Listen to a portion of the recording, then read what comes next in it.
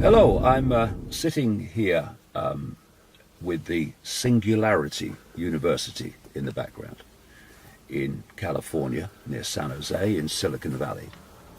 And it's in the center of something called the NASA Research Park. And all around me here are organizations involved in high-tech research into transhumanism, into space technology, and all that whole area of cutting-edge research, at least cutting-edge in the public arena. And I've come here to the Singularity University because it sounds kind of nondescript and nothing of great importance to humanity, but it is. Because among the people who created this Singularity University is Ray Kurzweil, one of the great PR men for Frankenstein and the transhumanist nightmare. And the whole agenda is for humanity to have technology put inside the body, inside the brain, nanotechnology in the end, which you can even breathe in. We call it smart dust and nanobots and various other names. And that this technology will connect the human mind to what I've been writing about for years and called the technological sub-reality. But the people like Kurzweil, who set up this Singularity University with others, they call this technological sub-reality the cloud. And they say that humans will be connected to the cloud by 2030, which is no time from now, really. Or at least it will start then. And that we will then, this is Kurzweil's words, we will then think from the cloud. There'll be, as he puts it, gateways in the cloud to our brains. And more, as the time passes, you will have a situation where the cloud, he says, will do more and more of human thinking until it does human thinking in its entirety. So what we're looking at behind this whole agenda is the complete hijacking of the human conscious mind and immediate subconscious mind by those that control the cloud. And that will be artificial intelligence, which will, of course, have the agenda that it is programmed or it chooses to have, if you go really deep into this nature of what AI really is. And they're being open about it because they're trying to sell it as making people superhuman. We are seeing this constant sales pitch that by being connected to this cloud, this Wi-Fi sub-reality technological cloud, we will be able to do things and understand things that the human mind cannot. And in fact, the whole term singularity refers to a point where artificial intelligence becomes greater in thinking potential than human consciousness, the human conscious mind. And so what they're saying is, connect your brain, your mind to this technological cloud, and you will be superhuman. You will be able to think like the machines can, like the AI can. Of course, it's complete nonsense, because the opposite is the case. It's not about making people superhuman. It's about making them subhuman. It's about the end of humanity as we know it, in terms of anything, even approaching free thought and free perception. Because perceptions will be coming from the cloud to the conscious mind. And the conscious mind will think, I'm having a thought. I'm going to do this. I agree with that. I'm going to support that. I'm going to oppose that. I believe this.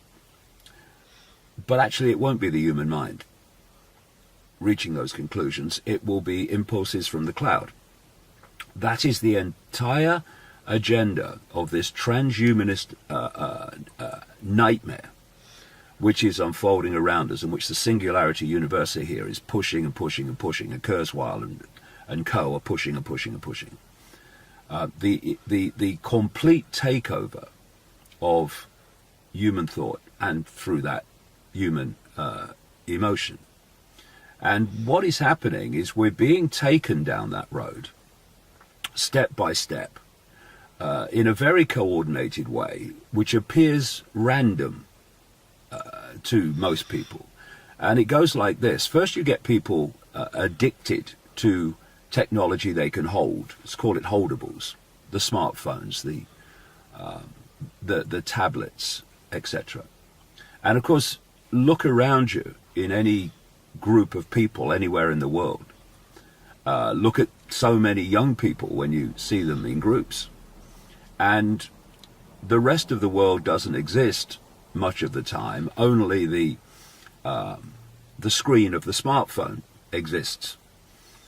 As the human mind becomes more and more attached in terms of focus and focus of attention upon, in effect, an expression of the cloud. And then the next stage, and we're well into that, has been to get technology on the body, because that's, of course, the next step to getting in the body. And so we have this term now, wearables. These are your smartwatches, your Bluetooth, your Google Glass, etc. So get the technology now out of the hand and onto the body in a way where you actually wear it through the day. And what we're already seeing is the next stage, and the stage they've been manipulating humanity into from the start, and that is implantables, where technology is put inside the body. And this is the technology that is designed to be connected to the cloud and thus take over human thinking. So in this NASA research park, so much will be going on so many levels, in so many technological areas, to advance this agenda of the technological control of the human mind. Whether it's the Singularity University here pushing this transhumanist nightmare, or whether it's putting satellites up to beam Wi-Fi to the entire planet. Because of course, if you're going to connect everyone to this cloud, this technological subconscious mind is what they plan it to be for humanity, then you have to have Wi-Fi everywhere. And that is what is happening. And names that are connected to this, people might not think of. Google's a search engine, right? Google's there to help you find what you want on the internet. Well, actually, it's more than that. Facebook, all these are just down the road from here in Silicon Valley. Facebook is just a way of keeping up with your friends and sharing your information and what's happening to you, right? No, it's much more than that. So this is the Singularity University. Now let's have a look at Google. So here we are, just a few miles down the freeway at Google in Silicon Valley. And it's kind of appropriate how close it was to that NASA research area and the Singularity University. Because, as I was saying, people think of Google primarily as a search engine on the internet, which first of all gives it enormous power because of its domination of the search engine arena. Because through algorithm codes and other technology and methods, they can manipulate the stories that appear most prominently on their search engine lists. So, for instance, it's possible to favour a candidate in a presidential election, and there's been a number of stories around the internet in the current election campaign between Hillary Clinton and Donald Trump, suggesting that their research tells them that Hillary Clinton has been emphasized, and bad things about Hillary Clinton have been suppressed in terms of their the ability to find them on Google. So the potential's there to manipulate information by its domination of the search engine potential of people going on the internet. But it's far more than that, because Google is one of the prime drivers of this transhumanist agenda, in league with an organization that it works very closely with, called DARPA. And DARPA is the technological development arm of the Pentagon. This is the organization, one of the most sinister on earth, that develops things like death rays and ever more effective ways of killing people and controlling people with surveillance technology and mind manipulation technology. And this combination of DARPA and Google is at the forefront of pushing this transhumanist agenda, articulated by people like Ray Kurzweil and his Singularity University. And Ray Kurzweil just happens to be an executive of Google. He is called their chief futurist, or something like that. And you then start to see explanations for what apparently are strange happenings. Some years ago, a lady called Regina Duggan, who was the head and director of DARPA, suddenly made a strange career move on the face of it. She moved from DARPA and became an executive of Google. But when you do the research and you realize what's going on, you see that this apparently strange career move from the technological development arm of the Pentagon to a search engine organization was actually, in effect, an interdepartmental transfer, because Google are fundamentally involved in so many areas in this transhumanist agenda. They, for instance, took over a company called Boston Dynamics, which is one of the prime organizations, a very prominent organization in the development of machines and robots controlled by artificial intelligence. And they are under contract to DARPA. And this combination is extremely important to understand in relation to this agenda for the control of the human mind by attaching the human mind to a technological sub-reality, this cloud that they talk about. And also what's being developed is a robot army. I've been talking for years about the fact that the idea was to create a world army to impose the will of a world government.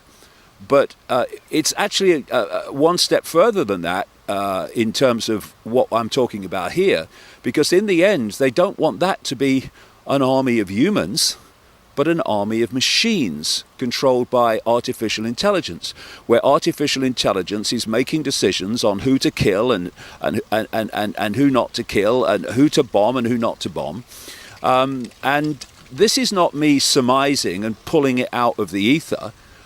You're seeing this in news headlines now as these technologies come to light that are high-tech, cutting-edge military technologies controlled by artificial intelligence. And of course, in Dallas a few months ago, we had the first killing by a robot, when a robot killed someone who was claimed to have been shooting at police. So we are now in a world, an arena of sci-fi, and science fiction is supposed to be a projection into the future, coming from the imagination. But actually, science fiction is now science fact, and it's all around us. And it's being driven by organizations like the Singularity University and by Google. And what Google have done in recent times is change the name of much of their company to Alphabet. As a reason for that, I would strongly suggest. The areas that Google is involved in, all these areas I'm talking about and more, is vastly, vastly, vastly beyond just the search engine that people know about. And Google has become such a buzzword that when people see it or hear it, it registers with them.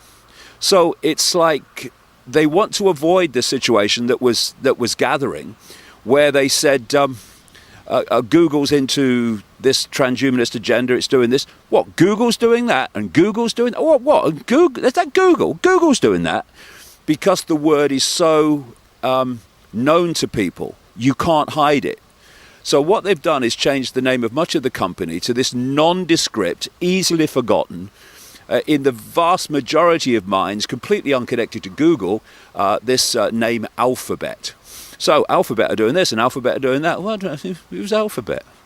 This is why it's being done. And we need to watch people like Kurzweil, the Singularity University, the transhumanist agenda, and organizations like Google, like a hawk, with a telescope, because we are being manipulated into literally giving our minds away to technology controlled by artificial intelligence.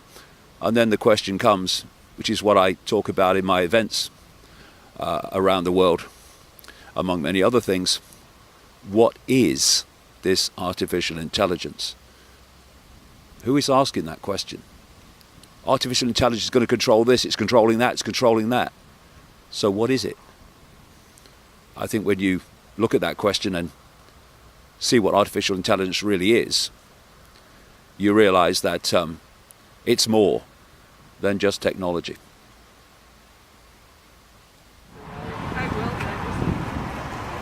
So here we are, again, just a few miles down the road from Google and the Singularity University. I've got to shout a little bit, I think, because we're right next to a main road, which in build-up America is very, very easy to be alongside. They're everywhere. So, Facebook. The T-shirt. Cool, man. I'm one of you. Facebook, of course, is just a social media platform. That's all it is. Nothing to worry about. Except that it's more than that. And let's start off with its increasing censorship.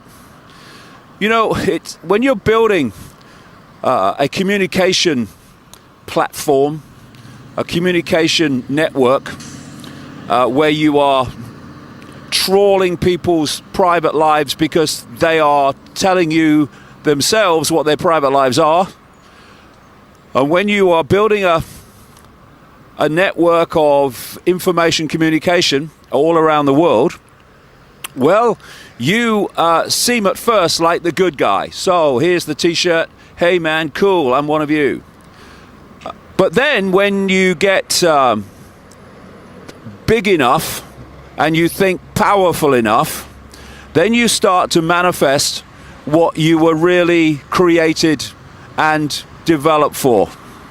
And that is to be not a vehicle for free flow communication of information, but to dictate what can and cannot be heard.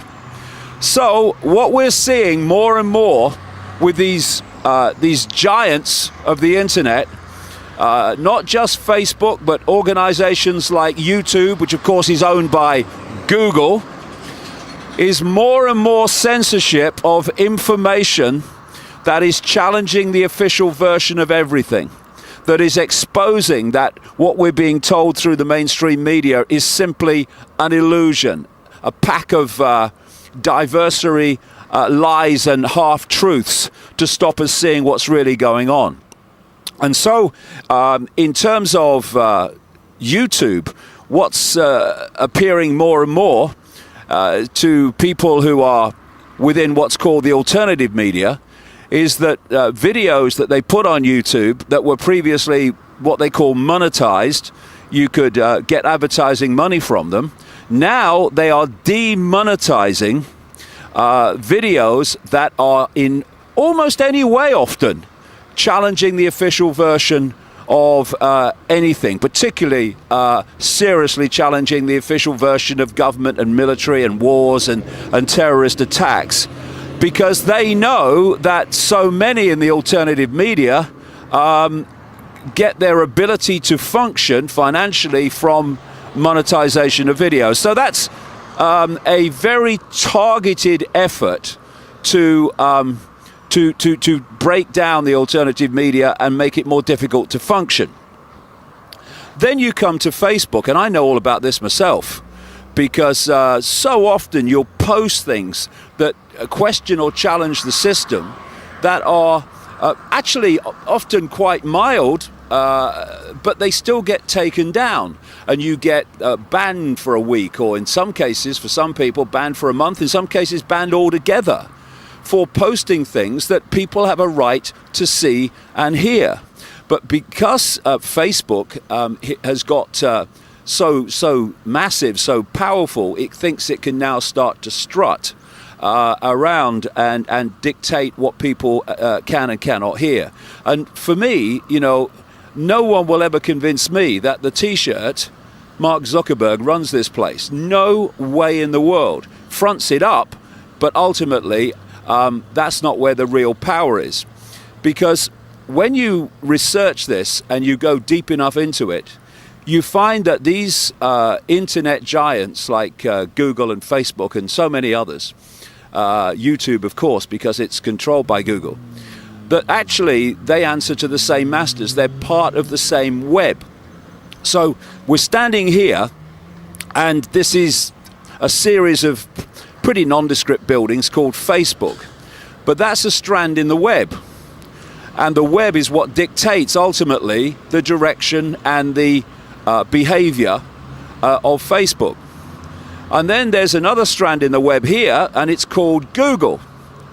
But ultimately, it's the web that dictates the direction and behavior of Google. And so what you're looking at are different masks, if you like, on the same face, different strands in the same web. And it's that force at the center of the web, the spider, if you like, that's actually driving this agenda through all these different strands and aspects of the web. So this censorship that's going on in all these different internet platforms and expressions is actually not someone's decided here, someone's decided there. It's actually coordinated through the web. It's always going to be like that. And if you then take another look at Facebook from the transhumanist point of view, what I was saying over at the Singularity University in Google is that we have this transhumanist agenda to attach the human conscious and subconscious mind to the cloud, what Ray Kurzweil calls the cloud. And therefore the cloud, a technological, artificial intelligence generated sub-reality, would do more and more of human thinking until it was doing the totality of human thinking. They're openly saying this now. And Facebook is involved in that. As I've mentioned, if you're going to have everyone attached to a Wi-Fi based global cloud, then that has to be what has to be created is a Wi-Fi cloud that no one can get away from. A Wi-Fi technology that covers every inch of the planet. And that's what is happening. Satellites are going up there. Again, you know, all your SpaceX and all these other organizations and NASA and DARPA, they're all connected and controlled by this web, pushing the world in a certain direction. And so you'll remember that a few weeks ago, there was a rocket exploded at Cape Canaveral. And it was a rocket being tested and prepared by this organization, SpaceX, which is headed by this guy, Elon Musk. And he has been, again, one of the people who has said we must get technology inside us to attach us to this cloud, because if we don't, then we won't keep up with the machines, we won't keep up with the artificial intelligence. So that's just another little way of saying and providing an excuse and a reason to get people attached technologically to this cloud. But that rocket exploded before it was due to send up a satellite from Facebook that was planned to bathe the entirety of Africa in Wi-Fi. And this is what these satellites are doing, being sent up. It's to bathe the entire planet in Wi-Fi, to bathe the entire planet in the cloud, which they want through this transhumanist agenda to attach human minds to. And so this is what's unfolding before our eyes. And just moving around this Silicon Valley from place to place, by American terms, everything very close to each other, you're in the epicenter of where this whole agenda is being driven from. And we need to become aware of it, because if we don't, we will go on sleepwalking into this transhumanist, the end of humans, the end of humanity as we know it, nightmare. It's time to wake up, and bloody fast.